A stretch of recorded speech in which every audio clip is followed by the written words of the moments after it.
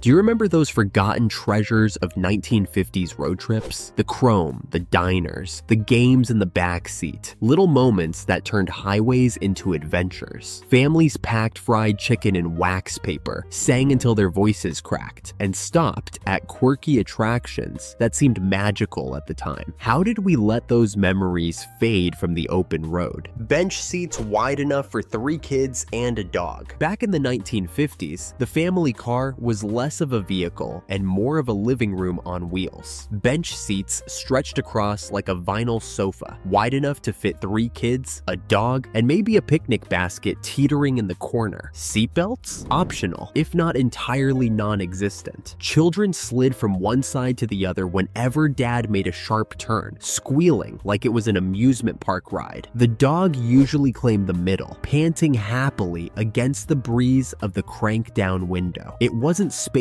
luxury, it was chaotic togetherness, and somehow it worked. Ashtrays in every door. In the 1950s, cars came standard with ashtrays tucked into every door, as though smoking was as essential as the steering wheel. Dad could flick ashes with one hand while Mom did the same on her side, and the kids in back had their own tiny chrome trays, because apparently nothing said family bonding like secondhand smoke. The little metal slots would fill with cigarette butts, gum wrappers, or mysterious coins that slid out of pockets. Today, the idea sounds absurd, but back then, it was a mark of convenience, a reminder that the open road smelled like gasoline and camels. Chrome hood ornaments that could impale a moose. The 1950s car hood was never bare. It wore a gleaming chrome ornament like a crown. Some were sleek rockets, others soaring eagles, all sharp enough to double as medieval weaponry. They weren't just decoration, they were statements of speed, power, and a little bit of post-war swagger. Kids leaned over to trace their fingers on them, and parents polished them like trophies before Sunday drives. Of course, in hindsight, they looked more like jousting lances than design flourishes. Safety wasn't exactly a priority. Still, nothing announced you'd arrived quite like pulling up with a chrome spear glinting in the sunlight. Manual crank windows equals built-in arm workouts. Before the age of effortless buttons, rolling down a car window was a minor athletic event. The trusty metal crank demanded wrist strength and a touch of stamina, especially if you were riding in the back seat and the air was stale with cigarette smoke. Kids argued over who got to crank it down, then whined when their arms got tired halfway. On hot summer drives, it became a group effort, 4 arms pumping in unison for a fleeting breeze. Forget gym memberships, road trips doubled as resistance training, and unlike today's automatic hum, the crank clicked with satisfying finality. Paper maps in glove compartments. Every glove compartment in the 1950s held a crumpled stack of road maps, creased like origami, and smelling faintly of ink and dust. Dad would unfold one across the dashboard, stretching it so wide the passenger seat disappeared, while Mom tried to keep it from flapping out the window. Kids sat in the back, lost in a maze of tiny highways and mysterious symbols, pretending to navigate like explorers. Of course, folding the thing back was a puzzle no one could solve. GPS may guide us today, but those paper maps carried the romance of adventure and the comedy of confusion. AM radios fading in and out with static. Long before Bluetooth playlists or satellite stations, the soundtrack of a 1950s road trip was the moody crackle of an AM radio. One moment, Elvis crooned "Smooth as Silk." The next, static swallowed him whole as the car drifted past cornfields. Families leaned in, twisting the big chrome dial like safecrackers, hunting for a station that wouldn't vanish mid-song. Sometimes you caught a local preacher's booming sermon, other times a farm report about hog futures. It wasn't reliable, but it was alive, unpredictable, and weirdly thrilling. Static wasn't noise. It was the sound of the road stretching endlessly ahead. No seatbelts, kids rolling around freely. In the 1950s, cars weren't fortresses of safety. They were rolling playgrounds. Seatbelts were either optional or non-existent, which meant kids roamed the back seat like free-range chickens. One minute, they were sprawled across the bench seat, the next tumbling onto the floorboards when Dad braked too hard. Some perched on the armrests to feel like co-pilots. Others sprawled across laps for impromptu naps. It was chaotic, dangerous, and completely normal. Parents barely blinked. Hold on tight was the safety lecture. Looking back, it's a wonder entire generations survived, but those bumpy, unrestrained rides somehow felt like pure freedom. Giant fins, rocket ships on wheels. If the 1950s had a spirit animal, it was the tail fin. Cars sprouted massive chrome-lined wings, jutting out like rocket boosters, ready to launch straight into the space age. Inspired by jets and dreams of orbit, these fins weren't just decoration, they were optimism cast in steel. Kids pointed at them in awe, convinced the car might actually take flight if dad hit the gas just right. Parking lots looked like runways, every vehicle competing for the sharpest silhouette. Today, they seem gloriously impractical, but back then, those fins whispered one thing to America: the future wasn't coming, it had arrived. Trunk picnics. Because who needed a table? Road trips in the 1950s often paused on the shoulder of some dusty highway, where the family car's trunk transformed into a makeshift dining table. Out came the fried chicken wrapped in wax paper, potato salad sweating in mason jars, and bottles of soda clinking like treasure. The trunk lid offered just enough space to lay out a feast, or at least keep the sandwiches from sliding into the dirt. Kids sat cross-legged nearby, dogs circling for scraps, while dad leaned against the bumper with a paper plate. Forget fancy rest stops. The open trunk was roadside dining at its finest. The smell, gasoline, vinyl, and freedom. Step into a 1950s car, and the first thing that hit you wasn't air freshener. It was a heady cocktail of gasoline fumes, sun-baked vinyl seats, and maybe a hint of motor oil. It was sharp, pungent, and oddly comforting. The kind of scent that clung to your clothes long after the trip. For kids, that smell meant adventure. For parents, it meant independence on four wheels. Today, we obsess over new car smell in air fresheners, but nothing bottled can capture that raw aroma of the open road. It wasn't just a smell, it was freedom distilled into every inhale. Fried chicken packed in wax paper. Nothing said road trip feast in the 1950s, quite like a bundle of fried chicken wrapped snugly in wax paper. Moms would fry it up the night before, seasoning by instinct rather than recipe, then layer the golden crispy pieces in a shoebox or picnic tin. By the time the car pulled over on some grassy shoulder, the chicken was still delicious, greasy, finger-licking, and a little soggy from steam, but nobody cared. Kids fought over drumsticks, dads grabbed thighs, and the wax paper turned translucent with joy. Forget fast food drive-thrus. This was road cuisine at its most soulful. Bologna sandwiches sweating in the cooler. The humble 1950s road trip lunch. Bologna sandwiches tucked into wax paper and stacked in the cooler beside melting ice cubes. By midday, they were damp, the bread a little gummy, and the meat curling at the edges. But somehow, that was part of the charm. A squiggle of mustard or a slice of American cheese elevated the experience, though no one pretended it was gourmet. Kids unwrapped them with a mix of anticipation and mild suspicion, while parents insisted it's perfectly fine, just eat it. Sweaty, simple, and enduring, those sandwiches were fuel for miles of adventure ahead. Thermos coffee strong enough to cure polio. Every 1950s road trip had one constant: a battered thermos filled with coffee so dark it looked more like crude oil than a beverage. Dad would unscrew the lid, which doubled as a tiny cup, and sip it with the solemnity of a priest taking communion. The brew was bitter, scalding, and strong enough to keep him alert through endless miles of highway, or possibly strip paint off the dashboard. Kids wrinkled their noses at the smell, while mom muttered that it tasted like medicine. Still, that jet fuel coffee was the unsung hero of family road trips, powering every mile. Picnic baskets strapped with red checked cloth. Before drive-through bags and plastic clamshells, road trip meals came tucked inside sturdy wicker baskets lined with cheerful red checked cloth. These baskets were miniature treasure chests, brimming with hard-boiled boiled eggs, sandwiches, cookies, and maybe a jar of pickles if mom was feeling generous. The cloth kept things tidy, or at least gave the illusion of tidiness when the potato chips inevitably crumbled. Pulling over at a scenic spot, Dad would haul the basket from the trunk like a prize, and suddenly the roadside became a dining room. The sight of that red-checked fabric promised comfort, community, and a taste of home. Roadside diners with 10-cent burgers. Nothing broke up the monotony of long drives like a neon-lit roadside diner, its windows glowing against the dark highway. Inside, you'd find chrome stools, formica counters, and the irresistible promise of a hamburger for just a dime. The patties were thin, the buns soft, and the pickles tangy enough to wake up even the sleepiest traveler. Families squeezed into booths, waitresses in pastel uniforms called everyone Hun, and jukeboxes played Elvis or Hank Williams for a nickel. Those burgers weren't gourmet, but they were cheap, fast, and comforting. The perfect pit stop fuel before piling back into the car. Knee-high sodas and glass bottles. On a hot summer road trip, nothing hit the spot like an ice-cold knee-high pulled from a frosty cooler or a diner's clunky vending machine. The tall glass bottles, sweating in the heat, came in bold flavors: grape, orange, peach, that stained kids' tongues and made them giggle in the rearview mirror. Parents swore the sugar rush kept the kids quiet for at least 10 blessed minutes, though that was optimistic. The pop of the bottle cap, the fizz tickling your nose, and that syrupy sweetness became part of the journey itself. Knee-high wasn't just a soda, it was liquid summertime freedom. Hostess fruit pies that tasted vaguely metallic. Tucked into waxy paper sleeves, Hostess fruit pies were the sweet indulgence of many a 1950s road trip. Apple, cherry, lemon, each one oozed filling that was somehow both sticky and suspiciously shiny. The crust was dense, more armor than pastry, and always carried that faint metallic tang, as if it had been forged in the same factory as hubcaps. Kids didn't care. They devoured them with sticky fingers, lips stained red or yellow. Parents liked them for their shelf life. You could forget one under the seat for weeks, and it would still be edible. Not fresh, but unforgettable. Ice chests filled with melted cubes. Before sleek insulated coolers, families hauled along bulky metal ice chests that seemed to weigh as much as the car itself. Packed with block ice or bagged cubes, they promised frosty drinks and chilled sandwiches, but by midday, they had surrendered to the sun. Water pooled at the bottom, soaking through wax paper and turning bologna sandwiches into sponges. Dads grumbled while fishing out soggy cans of soda, and kids shrieked when their hands brushed the icy swamp inside. Yet despite the mess, those dripping chests were road trip lifelines, the closest thing to refrigeration on the open highway. Saltwater taffy from roadside stands. No 1950s road trip felt complete without a paper sack of saltwater taffy, usually purchased from a kitschy roadside shack painted in carnival colors. Rows of wax-wrapped pieces beckoned in every flavor imaginable: strawberry, banana, even licorice, and kids stood wide-eyed, plotting their sugar-fueled futures. Parents liked it because the chewy candy kept little mouths occupied for miles, though it also guaranteed a few lost baby teeth along the way. Inevitably, the taffy welded itself to the back seat in the heat, becoming a sticky fossil. Sweet, messy, and utterly American, it was less about the taste and more about the memory. Gas station hot dogs twirling on rollers. In the 1950s, nothing looked more suspicious, yet more tempting than a gas station hot dog turning endlessly on its roller grill. The bright red Franks glistened under fluorescent lights, equal parts mysterious and irresistible. For a nickel or two, you got a bun, maybe a squirt of mustard, and a meal that tasted like adventure, or indigestion, depending on luck. Kids begged for them, moms frowned at the idea, and dads shrugged with a "why not? We're on vacation." Those twirling hot dogs weren't gourmet, but they were the greasy, guilty pleasure that fueled countless miles of highway wandering. I Spy before iPads. Long before screens claimed the back seat, kids kept themselves entertained with the timeless game of I Spy. I spy with my little eye something red, might point to a passing barn, a diner diner sign, or the family dog's tongue flapping in the breeze. The game was simple, endless, and required nothing but sharp eyes and imagination. Of course, it often devolved into arguments when siblings guessed wrong on purpose, just to be annoying. Still, it passed the miles and kept boredom at bay. In a world without tablets or Wi-Fi, I Spy was the original distraction app. Low-tech, high drama, and unforgettable. License plate bingo. On 1950s highways, kids didn't scroll through TikTok. They scanned bumpers. License plate bingo turned every stretch of road into a competitive sport. Spot a plate from a new state, and you checked it off your homemade card or store-bought game board. Families kept tally with pencils that always seemed to break, while arguments flared over whether that fleeting glimpse of New Mexico really counted. The game stretched on for hours, sometimes days, until victory was declared, or everyone forgot who was winning. It wasn't flashy, but it made the endless asphalt feel like a national treasure hunt. Storytelling from Dad often exaggerated war tales. Every long drive had its soundtrack, and often it was Dad behind the wheel, spinning tales bigger than the horizon. His favorite genre? Half-true war stories, polished with each retelling. One minute, he was a humble private peeling potatoes. The next, he was single-handedly holding off an entire enemy battalion. The kids in the back seat listened wide-eyed, torn between awe and suspicion, while Mom rolled her eyes just enough to let him have his stage. Exaggerated or not, those stories filled the miles with drama, humor, and a sense that Dad was more than just the guy driving the car, reading comics until carsick. Backseat survival in the 1950s often meant a stack of comic books, Superman, Archie, or Donald Duck, crinkled and passed between siblings. Kids devoured the panels, noses inches from the page, while the car swayed along winding highways. Inevitably, the thrill of Krypton or Riverdale gave way to a queasy stomach, and the comics ended up shoved into the cooler for later. Parents, half amused and half exasperated, warned, "Told you not to read in the car." Still, the ritual continued every trip. The smell of ink and newsprint mixed with gasoline and vinyl, making comics and car sickness a strangely nostalgic pairing. Singing rounds of 99 bottles of beer. Nothing tested family patience quite like a backseat chorus of 99 bottles of beer. It always started innocently. 3 kids singing in shaky unison, giggling as they counted down. By the 87th bottle, the car was a battlefield. Dad gripping the wheel tighter, Mom threatening to turn this car around, and the youngest insisting on starting over from 99. The song was endless, deliberately annoying, and weirdly satisfying for the singers. It wasn't about melody, it was about outlasting boredom. Today's kids have tablets, playlists, and earbuds. Back then, the road trip soundtrack was repetition, rebellion, and bottles galore. Drive-in theaters on the road. For many families in the 1950s, a road trip wasn't complete without pulling into a drive-in theater. Headlights dimmed, windows rolled halfway down to catch the summer night air. Kids piled into the back seat in pajamas, clutching sodas and popcorn tubs, while parents enjoyed the rare date night feel without hiring a babysitter. The tinny speaker hooked to the window crackled as giant screens lit up with westerns, sci-fi flicks, or Elvis crooning under the stars. Sometimes the mosquitoes were fierce, sometimes the film was blurry, but none of that mattered. A drive-in movie was roadside magic, cinema wrapped in starlight. Postcard collecting. Every roadside stop in the 1950s seemed to offer a rack of glossy postcards, each one a tiny promise of adventure. Neon motel signs, sun-bleached deserts, or greetings from banners splashed across state skylines. Kids begged for them like souvenirs, carefully tucking them into shoeboxes or scrapbooks, while parents dutifully addressed a few to grandparents back home. The cards weren't just keepsakes, they were proof you'd been somewhere, seen something, lived a little. Sometimes they never got mailed, lingering in glove compartments until discovered months later. Cheap, colorful, and endlessly collectible, postcards turned the open road into a gallery of memories. Roadside tourist brochures. At gas stations, motels, and diners, spinning racks of glossy tourist brochures tempted tempted every traveler in the 1950s. Caverns, ghost towns, wax museums, reptile farms, each promised wonders just a few miles ahead, often exaggerated with wild fonts and faded photographs. Kids grabbed armfuls, dreaming of dinosaurs or gold mines, while parents sighed, knowing most stops would be dusty gift shops with overpriced trinkets. Still, those pamphlets piled up in glove compartments, serving as both souvenirs and entertainment for restless passengers. Long before Google reviews, brochures were the hype machine of the highway, selling mystery, adventure, and a little harmless disappointment. Kids sleeping on the floorboards. Before car seats and safety regulations, the floorboards of a 1950 sedan doubled as a makeshift bedroom. On long night drives, kids stretched out on blankets, lulled to sleep by the hum of tires and the occasional jolt of a pothole. It wasn't comfortable, knees bent, elbows tucked, but it felt like a secret hideout beneath the seats. Parents glanced back, relieved for a few hours of silence. Never mind the complete lack of safety. Looking back, it seems reckless, but at the time, it was normal. For many, the memory of drifting off on those hard metal floors is oddly tender. Card games on makeshift lap tables. With miles of highway stretching ahead, families in the 1950s turned boredom into entertainment using a simple deck of cards. Kids balanced them on suitcases, lunchboxes, or even each other's knees, dealing out endless rounds of Go Fish, Old Maid, or Rummy. Every bump in the road scattered cards across the floor, sparking groans and laughter as siblings scrambled to retrieve them. Parents occasionally joined in, though usually mom played referee when accusations of cheating erupted. It wasn't elegant, but those shaky lap tables made the car feel like a rolling parlor, cheap, noisy, and unforgettable, just like the trips themselves. World's largest ball of twine, mandatory stop. Somewhere along the highway, painted billboards would tease the ultimate roadside wonder, the world's largest ball of twine. Families couldn't resist pulling over, piling out of the car to marvel at a giant sphere of string sitting proudly under a shed or in a small town square. Kids circled it in awe. Dad cracked corny jokes about all wound up,